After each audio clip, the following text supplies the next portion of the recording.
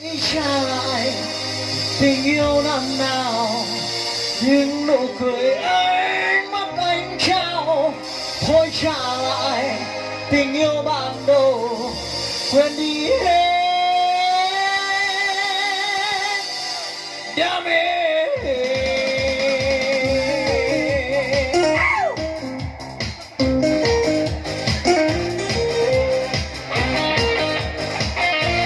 Vâng, mời quý vị dành cho Phú Quang của chúng ta đi ạ.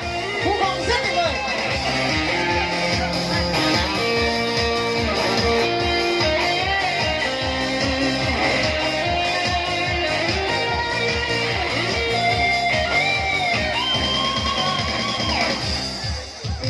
Thiên tàn rơi quang vắng tiêu điều, ai còn mong nhớ ai trong người.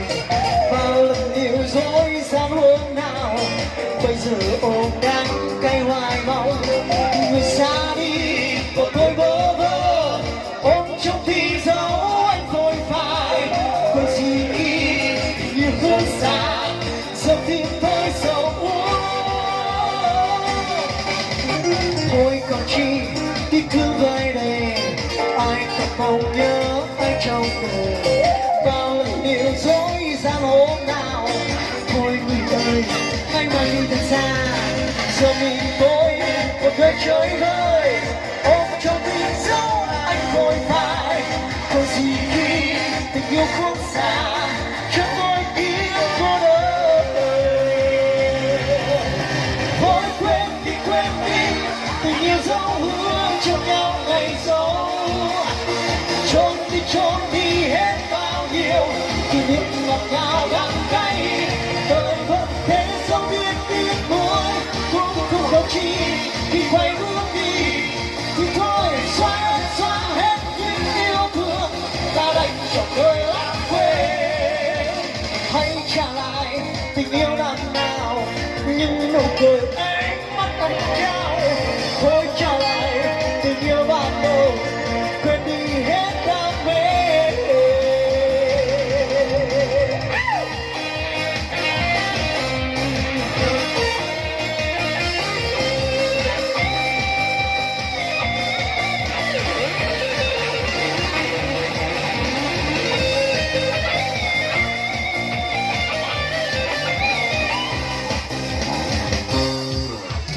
Thôi còn chi tiếc thương vơi đầy, ai còn mong nhớ ai trong người.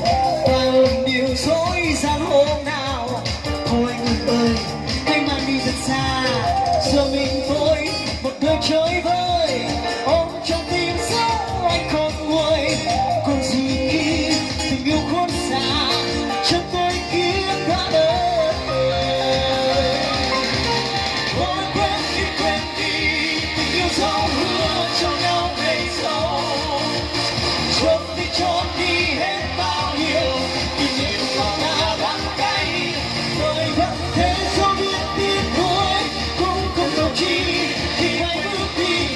Thì thôi xóa hết những yêu thương, ta đành chọn đời lãng quên. Hãy trả lại tình yêu năm nào, những nụ cười ấy mắt anh trao. Thôi trả lại tình yêu ban đầu, quên đi hết. Thôi quên đi tình yêu dấu hứa cho nhau ngày sau. Trốn đi hết bao nhiêu kỷ niệm ngọt ngào đắng cay. Đời vẫn thế dẫu biết tiếc nuối, cũng không đâu chi khi quay bước đi. Thì thôi xóa hết những yêu thương, ta đành chọn đời lãng quên. Hãy trả lại tình yêu năm nào, những nụ cười ấy mắt anh trao. Thôi trả lại tình yêu ban đầu, quên đi hết đam mê.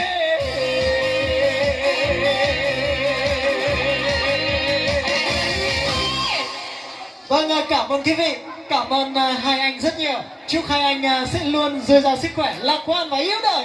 Còn bây giờ liên tục chương trình, chúng ta sẽ đến với tiếng hát của bạn Huyền. Xin mời.